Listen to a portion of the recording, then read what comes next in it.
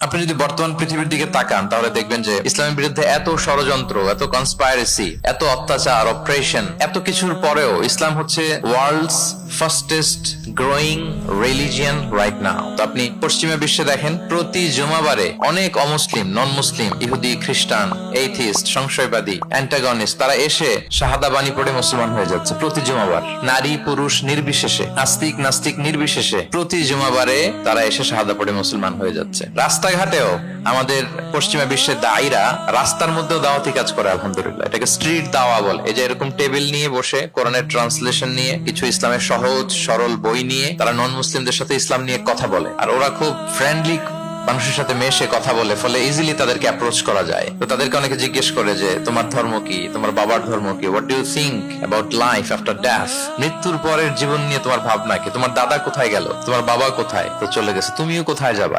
এইভাবে যখন জিজ্ঞেস করে নন মুসলিমদেরকে, তাদেরকে যখন ভাবায়, ভাবাতে ভাবাতে ভাবাতে ভাবাতে ইসলামের বাণীগুলো যখন তাদের সামনে পেশ করে, তারা যখন কনভিন্সড হয়, অনেক ক্রিশ্চিয়ান, অনেক জুইশ, অনেক নন মুসলিম ওই রাস্তার ওই দাওয়া কাজের মধ্যে, স্ট্রিট দাওয়াতে ওইখানেই ঘোষণা দেয় আশহাদু আল্লা ইলাহা ইল্লাল্লাহ ওয়া আশহাদু আন্না মুহাম্মাদান আবদুহু ওয়া রাসূলুহু।